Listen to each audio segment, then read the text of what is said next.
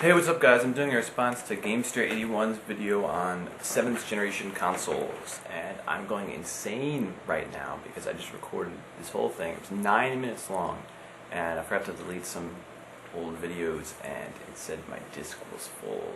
It was saving in the wrong folder. But in any case, let's start off here. Gamester81 definitely has some interesting points, and I just want to give my views on it. So, I'm going to try to go a little faster because I don't want to go through all this again. I guess I would consolidate it more. The Wii, we'll start with the Wii. I think the Wii was technically a good idea. When it came out, I think they did very well with it.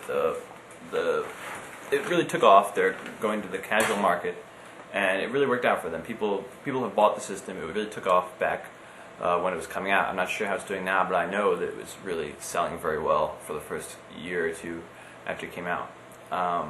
But a lot of people, from what I've seen, bought it because of Wii Sports. They bought it because of a certain game, and I don't know how many of them are continuing to buy software. But then again, Nintendo did make money on their systems, which is something that most of these the other consoles in this generation did not do. So they're still making their money. I think that this generation they're cemented as having made their profit. Like Gamester81 was saying, though, I think that when they move into the next generation, I don't know how well they're going to carry over with those gamers that bought this. I think that those people will just kind of sort of keep what they have. So I don't know how well they're going to do with that. The motion controls, the one problem that I see is definitely when it's used well, and mostly this is in first-party Nintendo games, because it seems like with a lot of their systems recently, like the 64 and also the GameCube, that they're the ones making the quality games for it, and they don't get enough third-party support. In the first-party games for the Wii, there's usually good control with the Wii remotes, and it's got good use of the actual features that are possible. But a lot of third-party games, they just kind of tack it on, and you'll have to keep shaking it just to attack. And there's things that sort of get annoying, and you can feel that they didn't really mean for it to be on the Wii. And I think there need to be, if the Wii is going to continue and still be and get more people to buy software for it or anything, the games have to be like something that you can only do on the Wii. I think it has to be something that's more interesting. That it's got to use the pointer, it's got to use the robo, but it's got to use it in a way that's not tacked on. It's got to use it in a way that's part of the game. And I think that the third party isn't ambitious enough to try to develop for that. In most respects, there are definitely some exceptions, and Nintendo's the only one that's doing it. I think either some third-party developers have to step up and actually use their brains and try to think of something innovative, or Nintendo's just not going to get too many more games that aren't just by them for the Wii. Okay, we'll move on to the 360. The 360, I actually recently was on the fence about whether I should get a 360 or PS3, and there's a couple of reasons why I got the PS3, but one of the main ones is just that I'm very cheap, and I didn't feel like paying for online. But the Xbox, I will admit, has a better online experience from what I've experienced. I've only used the Xbox at a friend's house of mine. I've played online with both systems, and the Xbox, I don't see nearly as much of the lags and kind of poor connections that I'm seeing when I play at home on the PS3. I played a demo for Lost Planet, I played Street Fighter, I played a racing game, and I've experienced a little bit of lag, not in every occurrence, but and definitely a little bit worse connections. And I think some of this might be attributed to just being allowed to use wireless, because wireless is not a good way to play your games, and you're going to get a bad connection, but people don't know any better. People just use what they have, and that's going to lead to lower connections in the PS3. And then also some of it's just attributed to, I think the network really just might be a little bit, maybe there's less bandwidth on it, I'm not sure what it is, but I think they really need to beef up their network. But the system itself, I think the Xbox has kind of reached the pinnacle of what their graphics are going to be. There might be some more improvement, but the Xbox has been out for a couple of years now, so I think that's kind of where the graphics are at.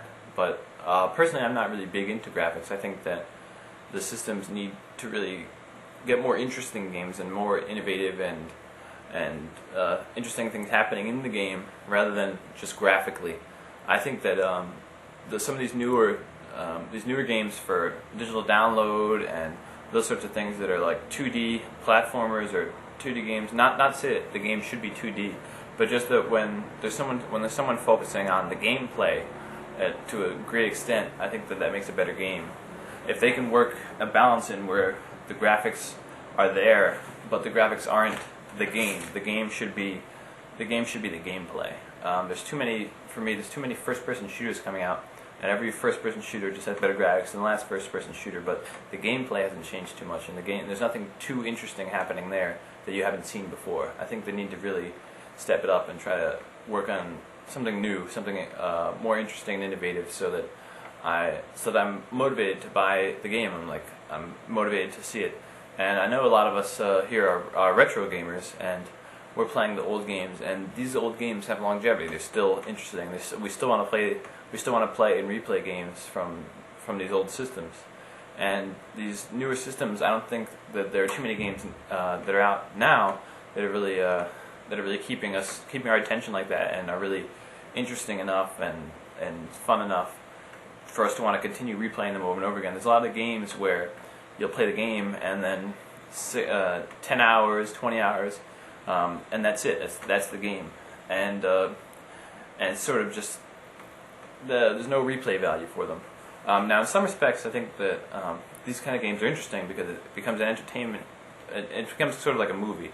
I think Uncharted 1 and 2 obviously have been compared a lot to movies, and it's kind of like giving you an experience. I think is something that's good, and I commend Konami and their Metal Gear series, and there's some other Konami games, if anyone's played Snatcher on Sega CD, but games that actually give you an experience, and it's a story unfolding, and something that's actually entertaining, because video games are just that. They're entertainment. They're not, that's what they're made for. So if it keeps you enthralled and interested, I think that's worth an experience as well.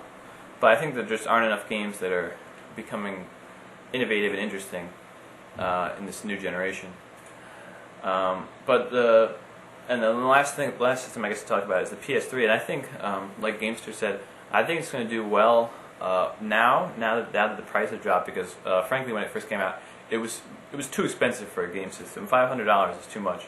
I know that the Blu-ray technology was very new, and it was costly for them to make the system, but it was too expensive to warrant a purchase. Now that they've had this new price drop and the new slimmer PS3, I think they're going to do well. The Blu-ray is definitely going to be a big selling point, because to buy a new Blu-ray player is going to be around the same price or more than the PS3, and you'll get that gaming component as well, which is definitely what sold the PS2 as well against the GameCube and the Xbox. That's definitely the Xbox actually obviously had DVD, but I'm saying it's kind of what sold the PS2 and cemented it into people's homes as well.